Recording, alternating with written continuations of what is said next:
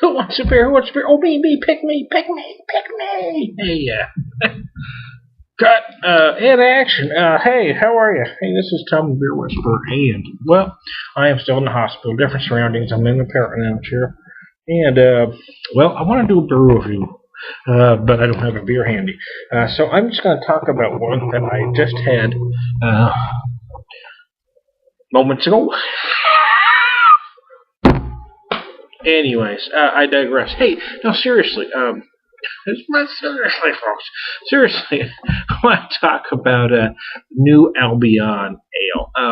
This was revived by Boston Brewing Company and New Albion founder Jack McAuliffe. New Albion was a brewery founded in 1976, ran until 1982 when they went out of business. Ta-da! And I'm not going to go into a whole lot of history about it other than to tell you that much because you need to know that much to know kind of what's going on. From what I understand, Boston Brewing Company purchased the rights and they're brewing this new Albion ale under it says say New Albion Brewing Company on the 6-pack on the bottles. Boston, Massachusetts. There really is a New Albion Brewing Company. It is basically a Boston Brewing Company, Sam Adams kind of beer. But from what I understand, it's supposed to be the original recipe. Now, ta-da! Hey, I wasn't of legal drinking age in 1976. I was a legal drinking age in 1986. So the truth is, I don't have a recollection of the original brew. I wish I did. I don't even remember seeing it as a kid, though, to be honest with you. My dad did drink a lot of beer, and he had a lot of friends that drank a lot of beer. But I don't remember seeing this beer, I don't even remember seeing this beer in bars in Southern California at that time. So maybe it just never made it that way. I don't know. The truth is, I just have no recollection of it whatsoever, other than the history that I know since then, being the craft beer geek that I am. Having said that, okay, let me go on. I don't want to do this whole beer geek thing about, the taste, blah, blah, blah, blah, blah. But I do want to say a couple things. I don't usually do a lot of research other than I always check their website, so I have the particulars. But I'm not one of those guys that likes to look at everybody else's review before I do it because I don't want to be tainted. I want to come at it fresh. But I have seen a couple reviews on this one, so I want to be clear about that. And I'm going to paraphrase a couple. One basically saying, from a younger craft beer drinker, and again I'm paraphrasing, basically saying that although it is good, there isn't a lot going on with it by today's craft brew standards. He really wasn't sure how it was going to catch on or why it would catch on because there just wasn't a whole lot there, and saw it more as kind of a swan song by Jack McAuliffe than actually trying to revive the ale.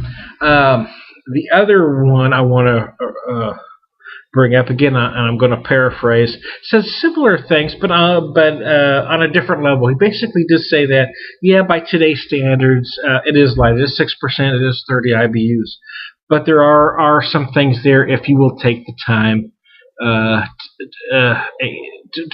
take time to recognize them. And here's my takeaway from drinking the beer. 6%, 30 IBUs. Now, what I try to do is transport myself to 1976.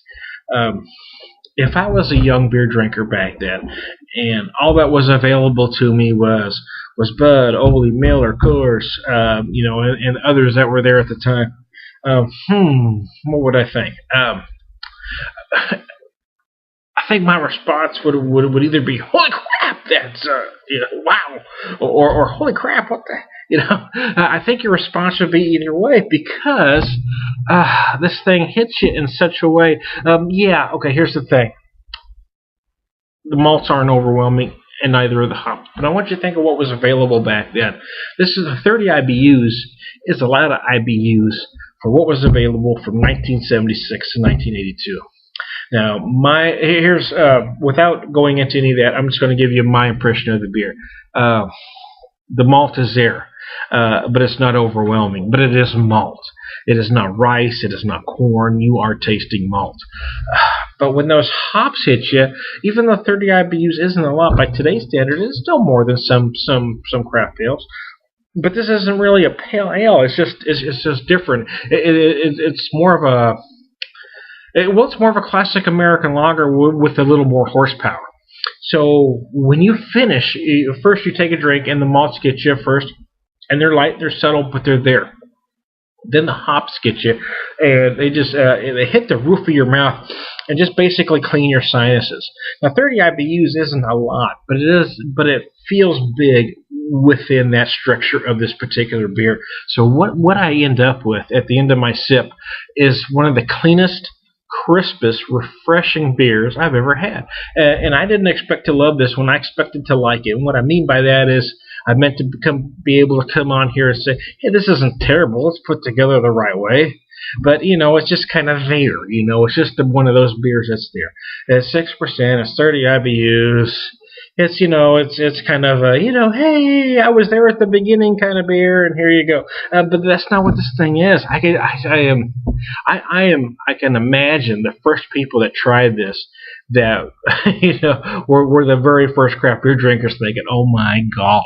Because I taste certain beers now and I think, oh, here we go.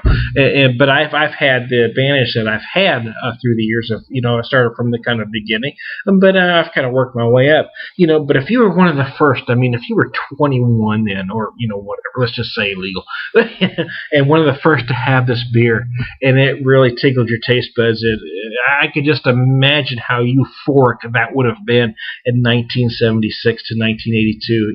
Thinking, oh my gosh, wow, this is so much better than anything else on my shelf right now, on the store shelf right now. This is so much better. I can just imagine thinking, holy cow. I would have been totally euphoric, like I said. Okay, so I've kind of done my thing, and now I'm doing what I always do, that some people have criticized me for, which is ramble. I don't do a straight-ahead beer review. It's not my thing. I do kind of ramble, because that's me. I ramble. I'm not going to reinvent the wheel. I am who I am. But yeah, here's the thing. I didn't expect to love this beer, but I do, because you expect big beers. You expect big beers to tax your taste buds. You expect big bourbon barrel stouts or big double IPAs to tax your taste buds, to make you work for it. You've got to work for it on those beers to get the complexity, to get everything out, to get all the flavors. You expect to do it there. You don't always expect to when you're drinking something lighter and subtle. This one really taxes your taste buds. It makes you work for it. If you drink this like a session lager. Yeah, and I think the folks that don't like this, I think that's what they're doing. They're taking drinking, oh, it's a session lager. I'm slamming it, or I'm moving on. If you drink it like that, you're missing everything. What you need to, and this is what I found myself doing too, is that it's so crisp, it's so refreshing, it's so inviting. I found myself taking larger swigs, and I had to slow myself down. I had to say, Tom, stop it, and take it slower. Because there is a lot of nuances, and they're subtle, but they're there. You just have to want to find them, and I think that's what's missing with a lot of the younger craft beer drinkers. They want it there. Boom, there you go. We're living in an age where we've got, where a beer made with barley malt, hops, water, and yeast is a novelty. People are throwing in dandelions and elderflowers and rose hips and sweet potatoes and coconuts and onions. Well, not onions, but you kind of get the point, right? Everything but the kitchen sink that it seems almost passé with many young craft beer drinkers and brewers, for that matter, to brew just a damn beer. And this is exactly what this is. It is barley malt, it is hops, it is water, it is yeast, it is a damn beer, and a damn fine one. The only issue I'm going to have with it is price point.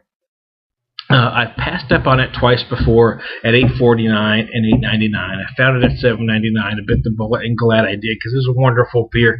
But I would love to be able to find this in a 12-pack for $14 to $15, or on sale in a 6-pack for between $6.99 and $7.50. That's really where I think it ought to be. Because at that price, man, this baby is a winner. But price is going to be a factor on the Beer Whisperer scales of buy or don't buy or buy. It is definitely a buy, because this thing. It just made me happy all over to drink it. It is a damn fine beer, and if you drank it and you didn't get those things, you need to try it again and slow the hell down.